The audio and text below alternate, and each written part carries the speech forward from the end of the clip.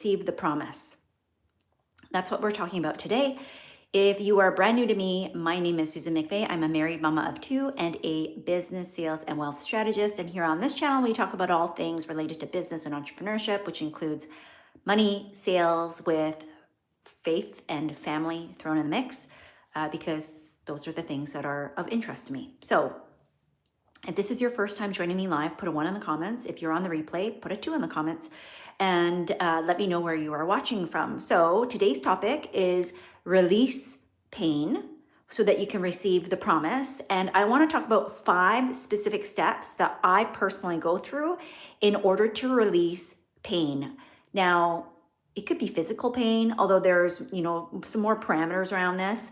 And just for context, I have overcome and been healed by the grace of God, several chronic illnesses that cause a lot of pain, both physical pain, emotional and mental pain, and then also have gone through a lot of different components of this through my last decade specifically in life. So that's the lens that I'm going to be sharing this through, but you can apply it to whatever situation that you're going through right now. And hopefully, if you're going through some kind of painful process, then this will inspire and empower you and equip you with some very specific things that might be able to help you to move through it, especially if you're trying to navigate it for the very first time. So before we begin, all of my videos from here on out are, unless I forget, are going to start with a very brief moment of prayer, because I think it just helps set the intention and just helps to calm all of us down. So Father, we just come to you humbly in the name of Jesus.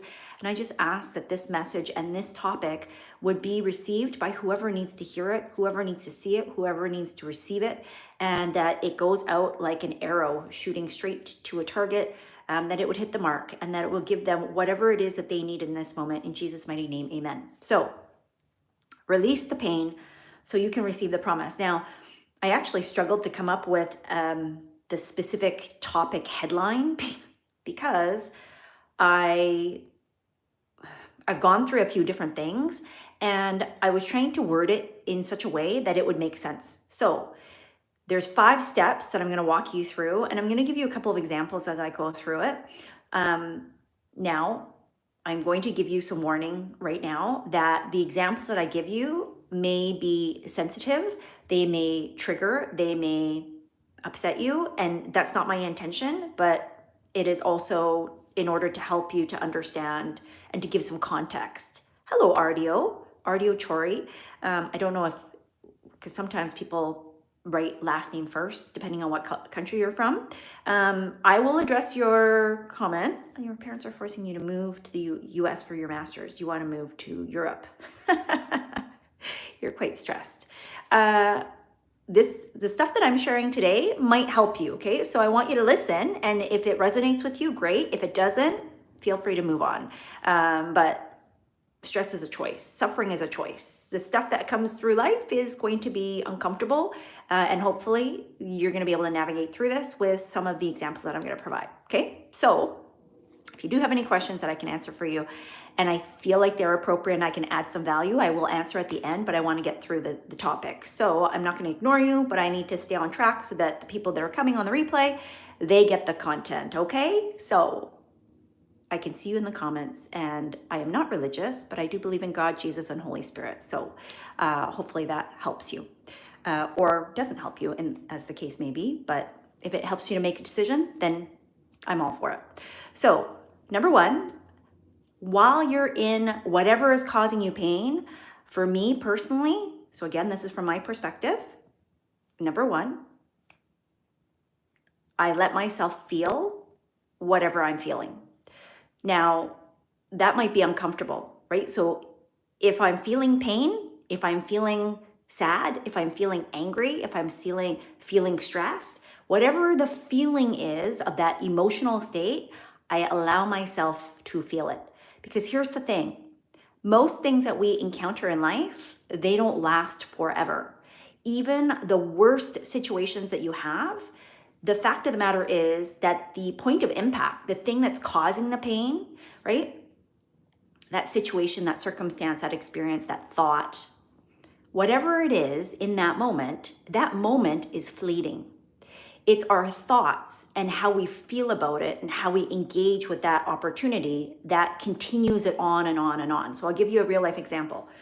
Back when I had chronic illness, which technically I'm still diagnosed with, but I don't suffer from it anymore. And so every time I would have something very painful happen where I physically felt the pain, it wasn't the pain itself that made it so painful, because once the pain was actually gone, it wasn't that bad. It was the fact that I felt the pain and that I was anticipating pain every single time something else would happen. And more importantly, it was that I was making myself feel bad about the fact that I couldn't control the amount of pain that I was feeling. So I kept making myself like the bad guy, and I kept punishing myself. And so all of these thoughts, all of these stories, all of these emotional baggages that I was carrying forward over and over and over again made it that much more painful. And in fact, it caused me to suffer as a result. So pain is inevitable. You know, if you're going to go through life, there's going to be things that happen that you cannot control, that you cannot dictate. And just like if you stubbed your toe, has anybody done that? You know, getting out of bed in the middle of the night, it's in the dark, you stub your toe and you're like, oh. At some point, your toe stops hurting. But if you kept thinking about the fact that your toe hurts, it's going to keep hurting, right? And so it's the thought, it's the experience, it's the stories that we tell, it's the constant reminders of, I shouldn't have done that, I should have done this instead. Like the way that we feel about ourselves, and even the way that we allow other people to talk about us in that moment as those things are coming up, those are the things that cause prolonged pain. That's what causes a chronic issue or a situation where it just keeps going on and on and on. And so for me, back then, I would guilt myself. I would shame myself. I would, be very, very critical of myself. And I would make myself feel bad about the fact that I had so much pain. Like, you should be doing better, Susan. And as a result, I wouldn't allow myself to feel what I was feeling. Like if I was feeling sad, I would try to convince myself that I shouldn't feel sad, that I had all of this pain, right? So I'll give you another example. A year ago, one of my very dear friends and a business partner, she passed away. And it was extremely sad for me. Now, in the not too, distant past, I wouldn't have allowed myself to feel the depth of my emotions. I would have, again, judged myself. I would have said, you're too busy to be sad. You're too busy to do this or that. And in the moment, I knew that if I just allowed myself to grieve, to mourn, to be sad, to honor her memory, to allow myself to feel however I felt in that moment, that as uncomfortable as it was and as inconvenient as it was, that it was going to be far easier and far healthier for me overall than trying to keep it bottled up until I could get to it. So when you allow yourself to feel what you're feeling, it allows your whole entire being to process what it is that you're going through, okay? Now that's not the only piece, which is why I have 5. And certainly, if you are continuing to feel the issue and it's not getting better, then step number 5 is going to help you. Okay. Number 2, I create space. So in the past, I was judging myself for the pain, for the emotion, for the negative thing that I was going through. When I create space, it basically means that I am not my feelings. I am not my experiences. I am not my situation. I'm not the circumstances that I find myself in. I'm not the labels that other people might want to try and call me, including myself, that they're separate from me. So I have to distance myself from that, right? That I am not sad, although I might be experiencing sadness. Does this make sense? And so when I kept saying things like I am, and then whatever you say afterwards is very, very important, because it basically means that's how you see yourself. So when I kept labeling myself through a diagnosis, through an experience, through a circumstance, through a situation, through an emotion, through something that went not so great, then I kept holding on to that over and over and over again. And it became integrated as part of me, as opposed to something completely separate from me, where I could then see and assess and evaluate with a little bit more discernment, but a little bit more detachment, which we will get to in a minute. So creating the space essentially just looks like labeling the thing that you're experiencing. I am noticing, right? So, and again, this is challenging because our natural inclination is to take ownership of what it is that we are going through. And I'm not saying don't take personal responsibility, but just pay attention to where you are making it part of you, because that's where it gets very difficult to try to extricate that, because then it becomes who you are. It forms part of your identity. Pain had started to form part of my identity. And so when you aren't able to release pain, it could be, just like it was for me, right? That it had formed part of me, part of how I saw myself, part of how I was as a human, as a being that was going through life. And so every single thing then got colored through the lens of pain, as opposed to what it actually was, right? So when I was able to recognize that the emotions that I was feeling, yes, they were painful, right? But they weren't all of me. So there comes sadness, and there it goes. There comes grief, and there it goes. There comes joy, and there it goes. So it wasn't attached to who I am, whose I am, how I behave, right? And as a result, it allowed me to not get so stuck in the mud, so to speak, of what it was that I was experiencing, because it was overwhelming. When you're in pain, it can feel very, very overwhelming. So this is how I detached so that I could start to let go and unwind it. So number 3 is I had to believe that everything is always working for me, even when I don't understand the what or the why or the how. So this can be a challenge. But when you feel like the world is happening to you, it means that you don't have control, that you are a victim. And that's what I was doing when I was totally entrapped in pain. And so you cannot release pain when you feel like you are being victimized. Now, I'm not going to say that there are not real victims in situations. Please hear me, right? I have great empathy for people where you are in a situation where you are being victimized. That's not what I'm talking about. I'm talking about the fact that you're holding on to pain like I was, where in order for you to release the pain, you have to let go of being a victim of your situation, your circumstance, and instead you have to believe that all things are still being worked out for your highest good and purpose, even if it doesn't make sense to you yet. Even if you don't fully understand or appreciate or agree with the what, the why, or the how. That doesn't happen overnight. Now, how quickly can that happen? I'm not sure. For me, it took a process. It took a while. But now that I understand it, it happens like this. And because of my faith and my belief that this is just how it gets to be, that belief has spilled over and influenced other people that have been in similar situations, have either had health issues going on, and they're able to borrow some of my belief, borrow some of my faith, borrow some of my experience and the testimonies that I share to be able to say, well, if that could happen for you, Susan, then maybe, just maybe, it's also possible that that's also what's happening for me. Okay? Number 4. Let go of attachments. So what this looks like for me personally is that I let go of the need to understand what's happening. Now, I love being able to figure things out. I love puzzles. I'm a huge problem solver. I love to be able to help other people. And this is connected to that.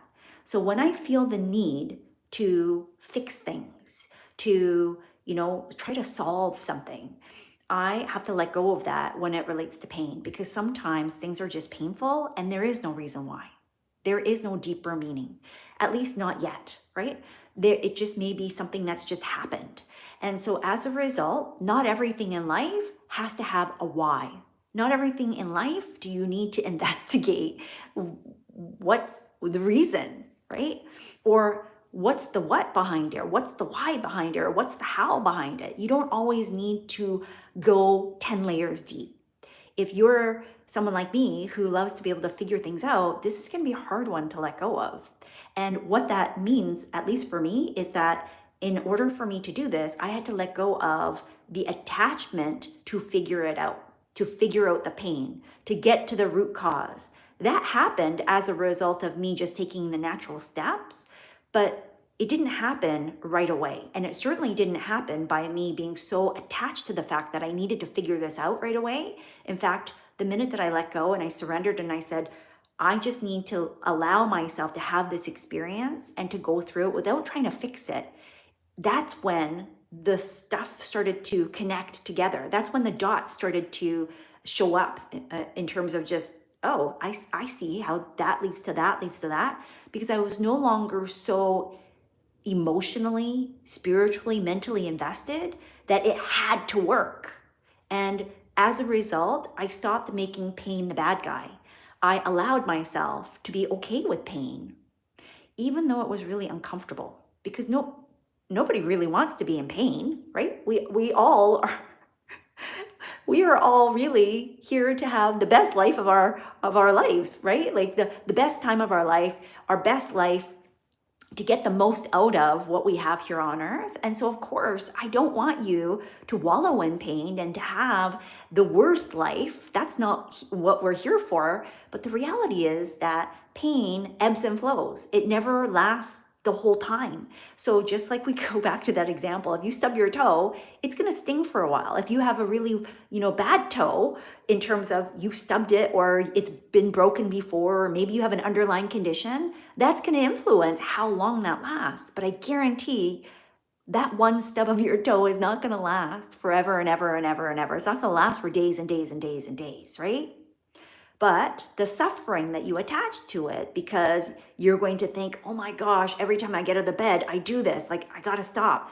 Those things that we talk about in our own mind, not always out loud, but even out loud, are the things that cause more pain. It's the secondary and the tertiary pain, as opposed to the point of impact.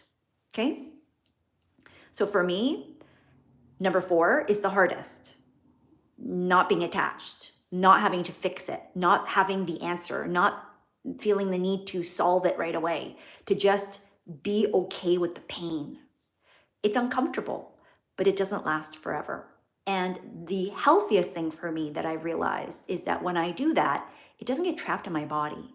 And a lot of the physical pain, a lot of the mental and emotional pain, those symptoms that I have had to unwind and unpack and let go of, they were the result of me not being able to process a lot of stuff while I was a kid, while I was a teenager, while I was a young adult, while I was a grown adult, and not having the time because it was inconvenient. It's inconvenient to deal with your emotions. It's inconvenient to allow yourself to heal and to be healthy in all of the things that you're doing. It's inconvenient to stop and not, doom scroll, because it's easier than looking at yourself and saying, wait, what's going on here? Like, can we just sit with what's happening here and allow yourself to be not okay and not judge, not guilt yourself, not shame yourself, not have to fix it.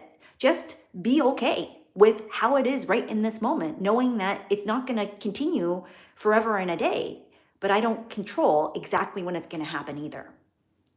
And then the last step, which is number 5, is related, give myself time and support.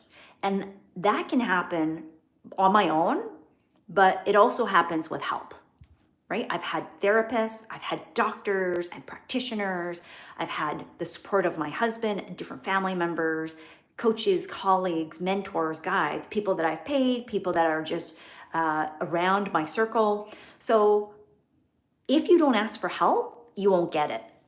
And oftentimes, as a high achieving woman, you try to push through stuff on your own because you don't think it's that bad.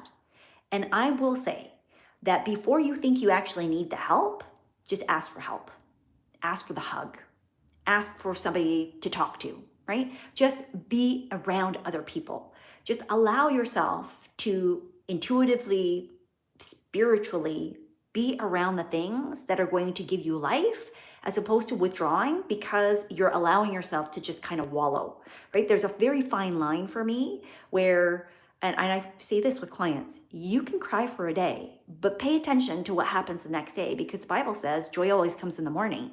And so we have an opportunity to choose what we put our focus and attention on. So if I continually focus on it's painful, my life is not great, then that's what I'm going to carry forward day in and day out. And I'm going to repeat what I just left behind. That creates the Groundhog Day effect around things that we probably don't want.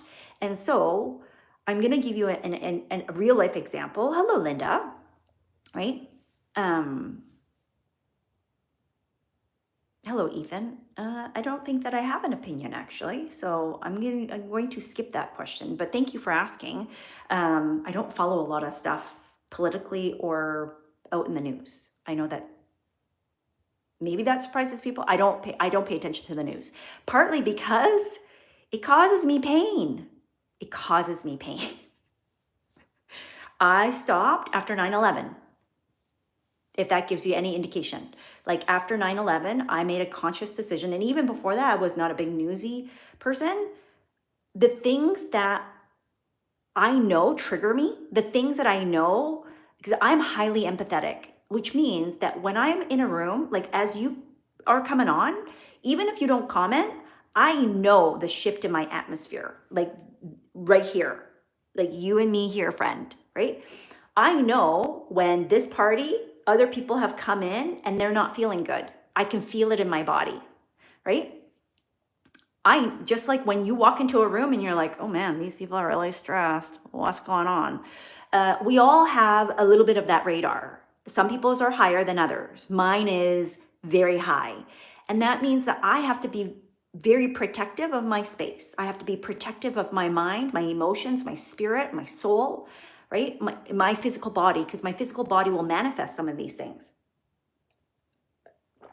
So I want to share a story because I think it's helpful, right? When we're applying some of these things. So I gave you 5 steps. Now, obviously there's lots of different pieces that are embedded within this. I tried to make this so that you can have a takeaway and it would help you in this moment and that it would truly start to open the door for you to entertain the possibility that you can release pain, because without releasing the pain, you cannot step into the promise. Whatever that promise looks like for you, right? Because the promise is attached to something that you're anticipating is better. Make sense? So I've related this back to my personal physical pain, and by the grace of God, healed me from chronic illness.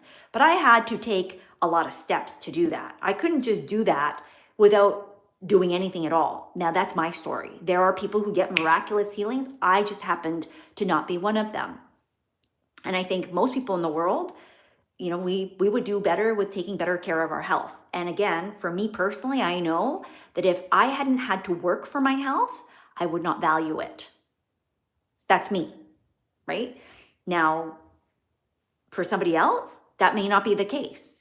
But for me personally, I had to go through this process of learning how to unwind the pain because it is important for the work that I do, how I show up in the world for you, for my clients, for my family, and to be able to show by example that even though it's hard, because I've done it, I know you can do it too, right? And your path might not look exactly the same as mine.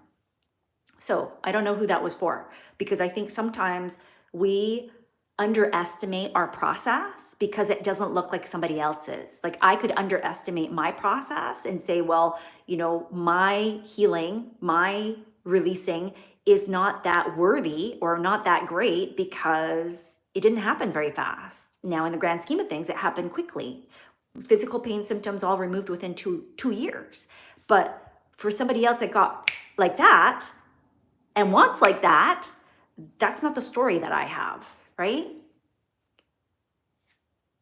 So a year ago, almost a year ago, one of my dear friends And I've had lots of people unfortunately pass away, especially in the last 4 years or so. But this person was somebody that I've had a very deep, close relationship with. She's a dear friend and a client and a business partner, and had suffered and had pain without my knowledge, right? That's why I'm sharing these 5 steps, because I think as high achieving women, especially now, gents, you're still welcome in this conversation, but the bulk of the women, the people that I serve, are women like me, right? And so oftentimes as high achievers, it's difficult to ask for help. And because you don't want pity either. You don't want people to pity you. You don't want people to feel bad for you. You don't want to feel like a victim when we ask for help. And so you can still be empowered and still ask for help. Like, it doesn't diminish your power. It doesn't diminish your authority. It doesn't diminish who you are and the type of person and the quality or the character of who you are. Let's just give that up, okay? So she suffered silently and passed away from cancer.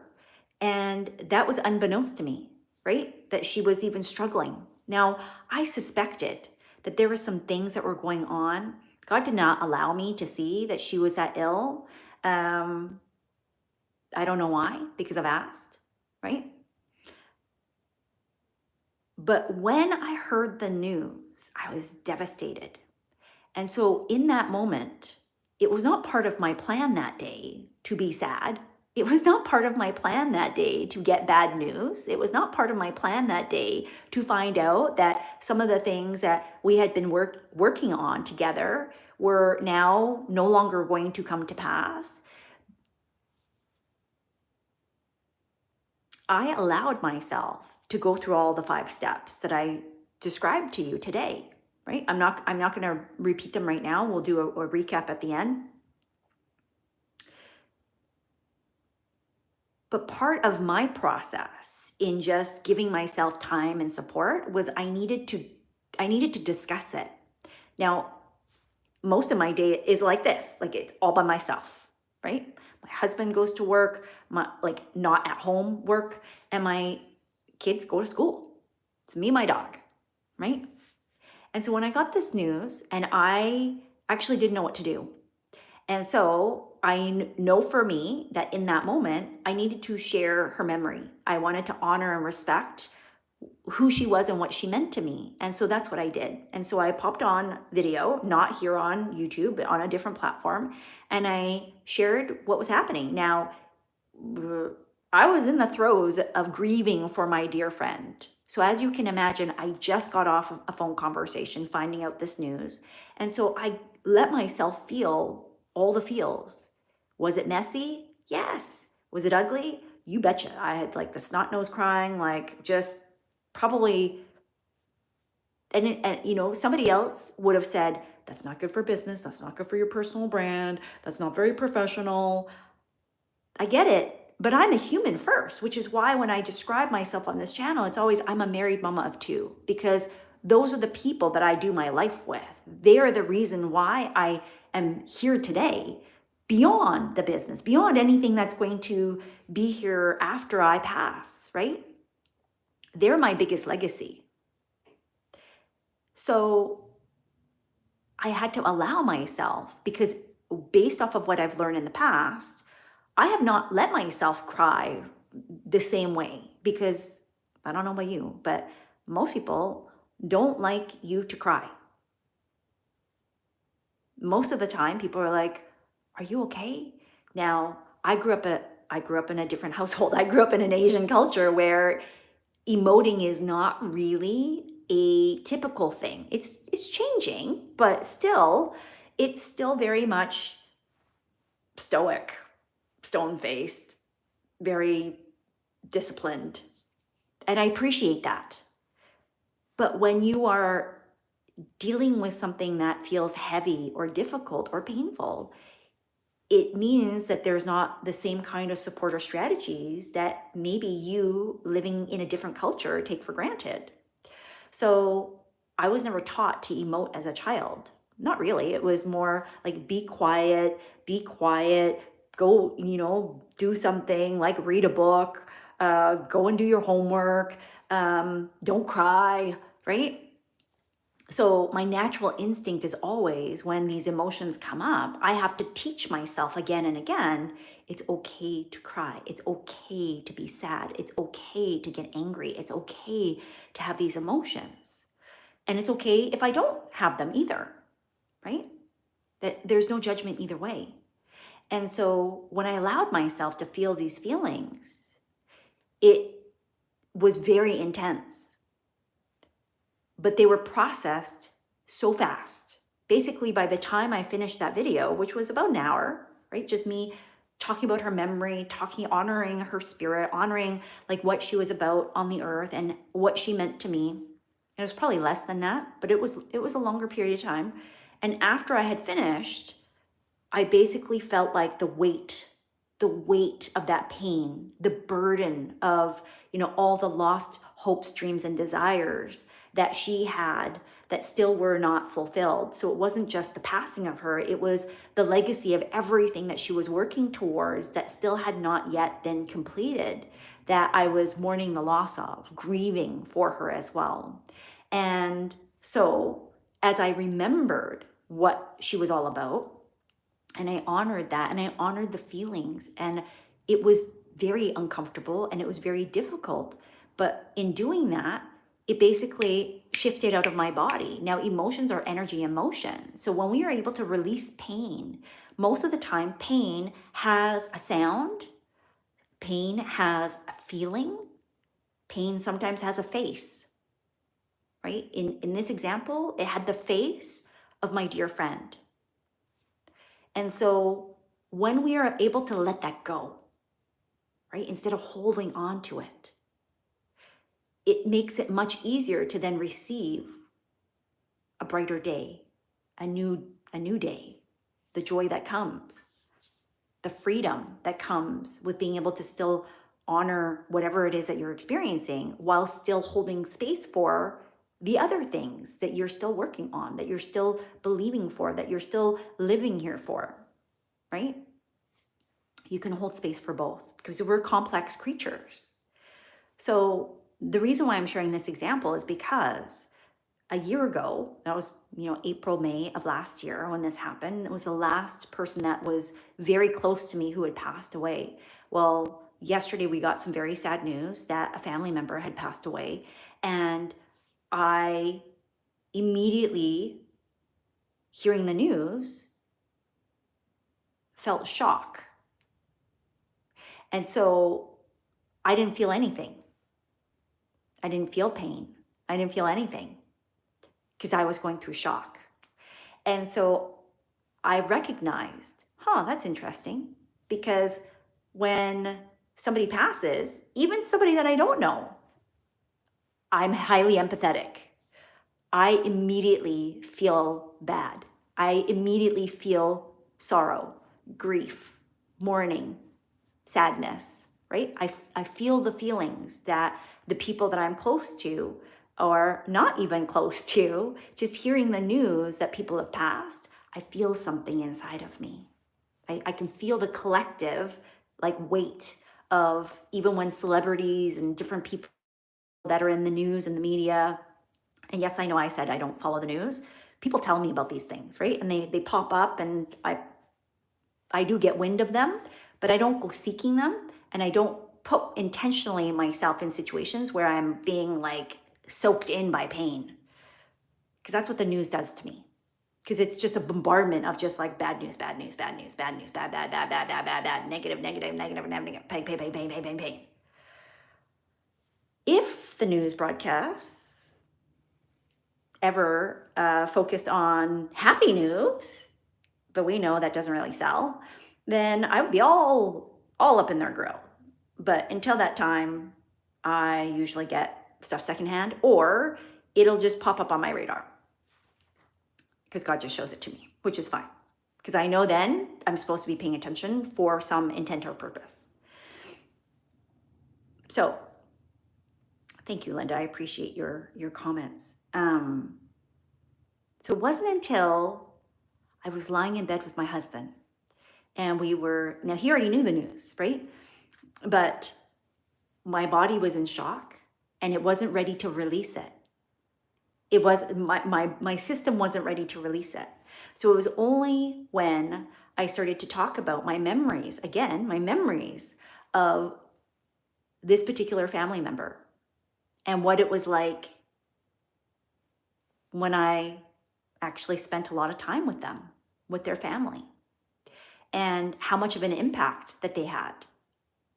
And in that moment, then my body felt safe enough to release the pain, which was attached to an emotion.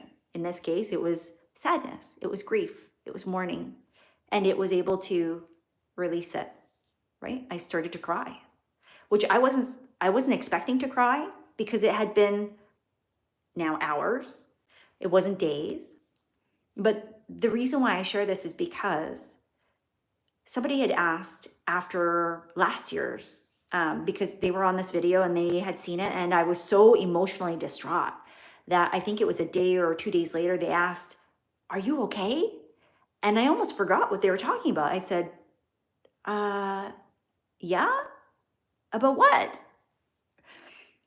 And that's what happens when you're able to release pain and not hold on to it.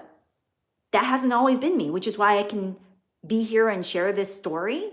Because sometimes when you're in the midst of it, when it's difficult for you to release pain, it keeps holding on over and over and over and over again. That was me for years. But when I look back, my body was holding on to decades of pain. It just hadn't manifested fully yet. It wasn't showing up the way that it finally showed up. And if you don't need to believe me, the medical world has started to recognize this, and you can read a book called The Body Keeps the Score, because it does a fantastic job, and you could argue otherwise, but it does a fantastic job of presenting some evidence that shows that there are things that the body will hold on to. And then the work of Dr. Gabor Mate, he's done some great work around trauma and how trauma gets settled into the body as well, right? It influences the brain, it influences the body, it causes inflammation. There's lots of things.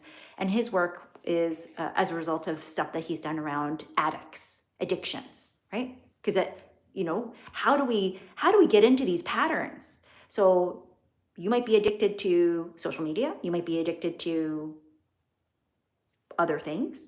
Just pay attention, right? Because for me, I'm being led to share this.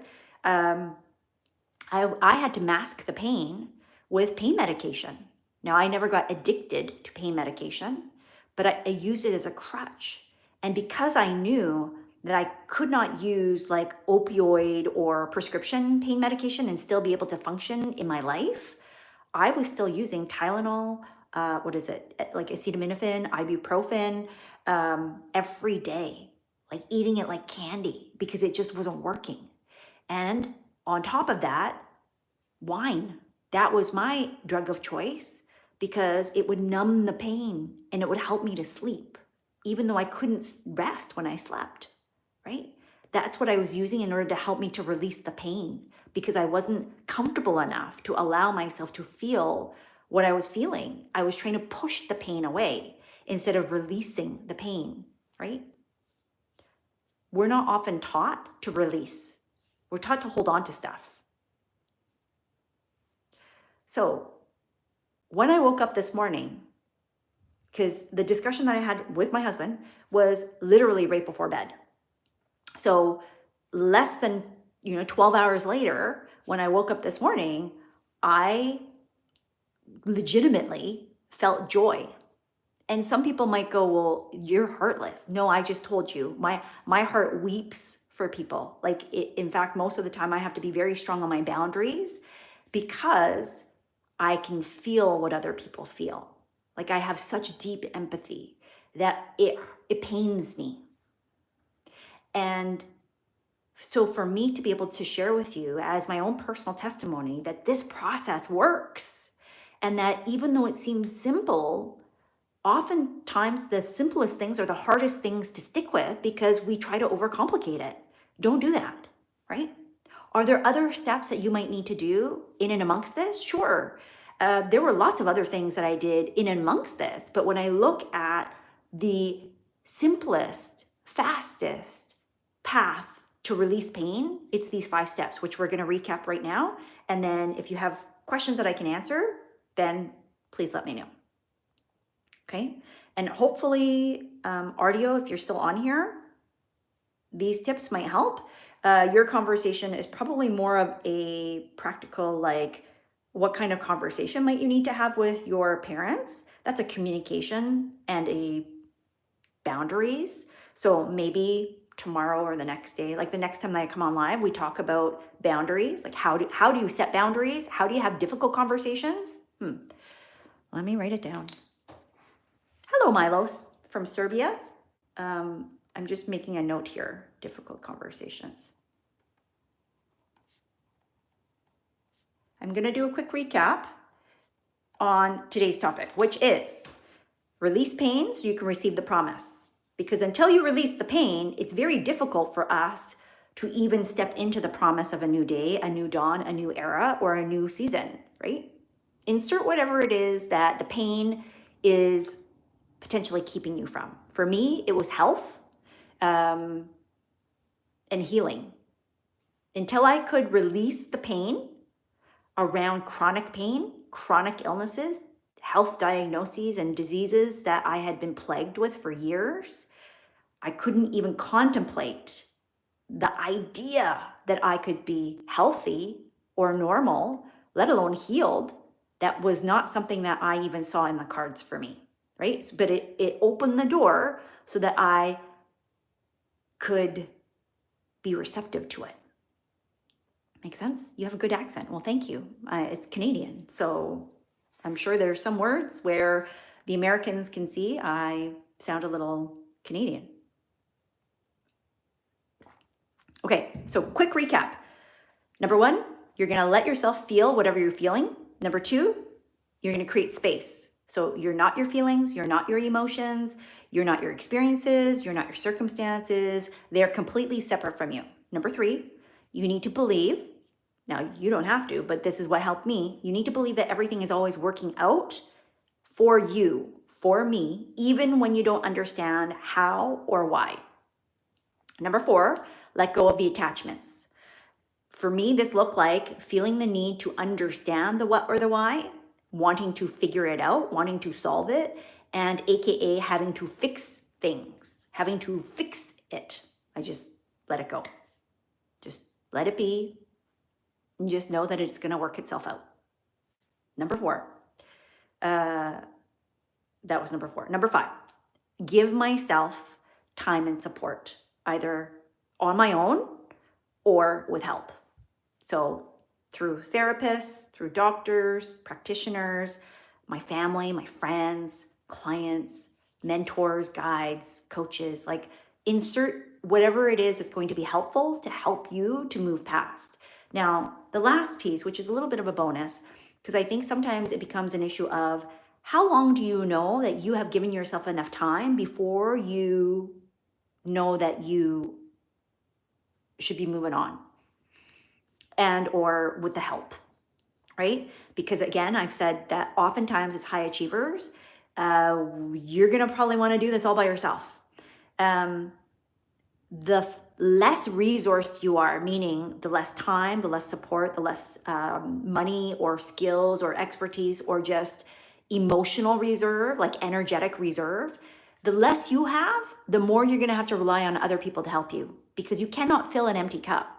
So if you are depleted, then you're going to have to lean on other people and probably lean on other people until such time that you are full, like your cup is full. What is that going to take? I don't know, because it's going to depend on you, how much is going on in your life, and what you allow or don't allow, right?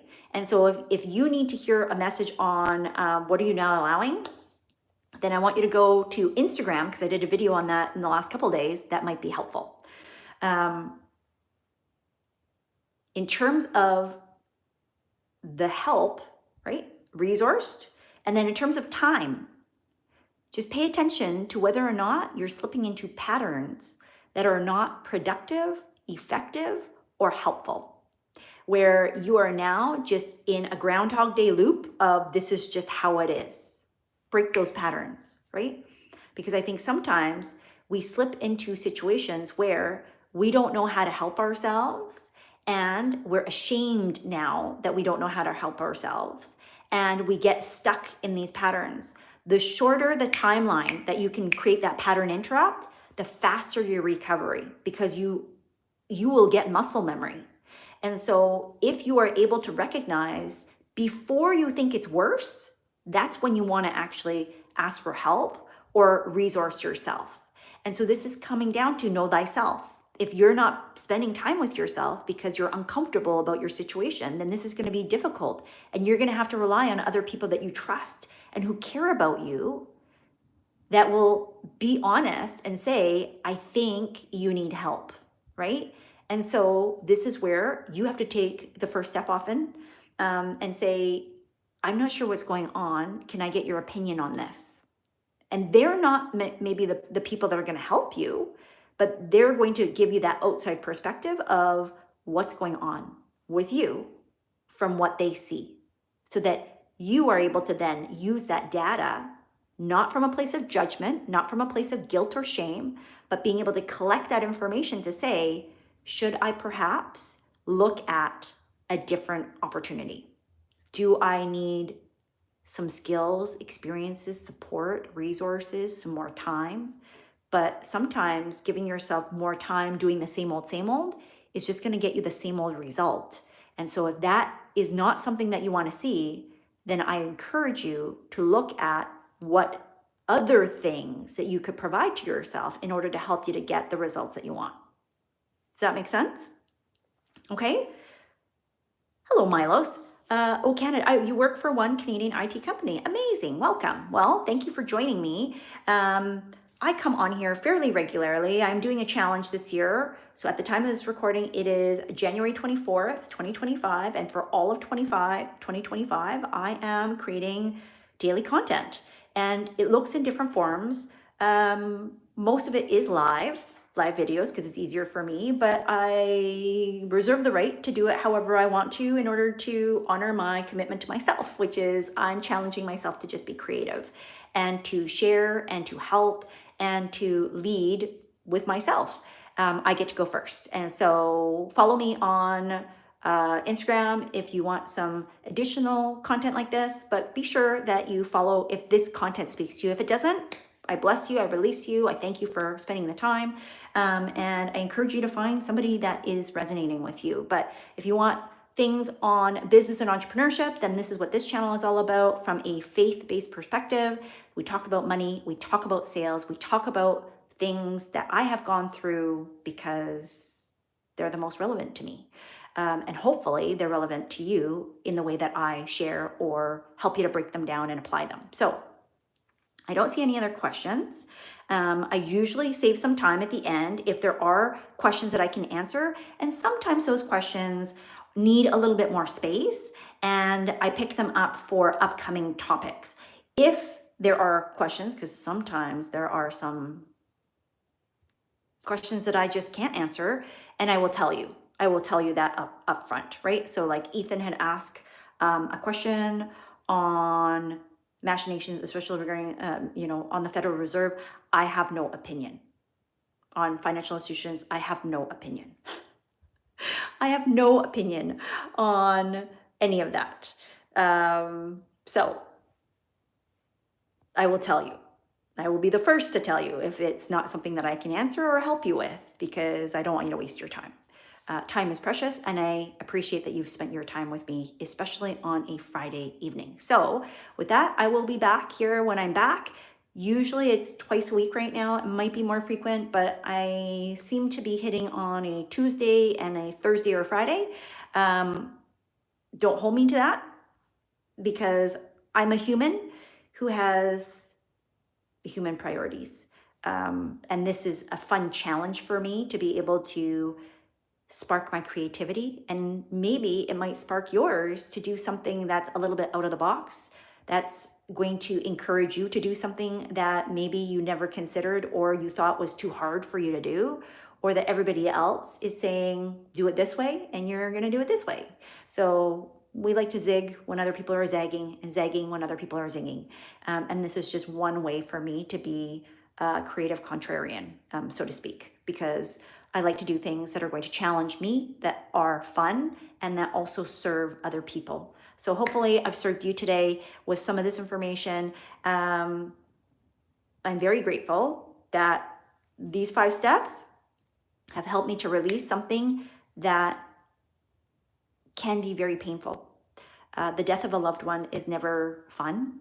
The death of a loved one is never expected. Even when you are expecting it, when it happens, it's always still a shock. And so I appreciate your kind and warm-hearted wishes. That's not really why I shared this, although I will receive them. I'm not so prideful that I'm not going to receive your well wishes. But the reason why I shared it was because I was remarking on myself, like, wow, look at just how far the transformation in being able to release something that's very painful from a year ago to today, that, because people are going to die, people are going to leave, and things are going to happen that are going to cause pain.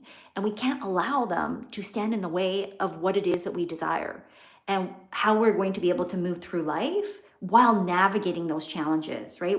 We have to be resilient and resourceful enough that we can still pick ourselves back up. And in years past, it would have taken me days, weeks, months for me to recover, because it would have spilled over into so many different things that would have gotten me deeper and deeper and deeper and deeper into other types of sufferings from one painful situation. And so I'm just very thankful. I'm praising God today that because of this process and because I'm willing to do the work, which I'm sharing with you here, that I can look fondly on my memories with this family member. And I am grateful for their life. I'm grateful for the interactions that we had and the memories that I have. And I can think fondly on them. And I don't have any more pain. I'm not suffering. They're not suffering. They are where they are. And so I am feeling very, very grateful today. So Milo says, I don't have social media. I like your content. I'm struggling with depression. Milo, I am praying for you. I am praying that you would, Father, I just ask that you would touch Milos right now and that you would release him or her from depression, that you would have a visitation and an encounter. Milos, if you feel like you can, I would ask you, if you believe, to call on God and ask God to come and visit you, to help you with that, to lift off the depression and to release it, or to help give you some strategies on how you can work through it so that you can actually let go of it. In Jesus' mighty name, we just bind that, Lord. Working from home. So pay attention to your words, right? If you work from home and you find that it is not giving you this type of social connection that you need, then I would encourage you to be proactive. How can you cultivate relationships or things that will allow you to feel connected to the people that you work with or the people that are in your life, your family, your friends, your loved ones?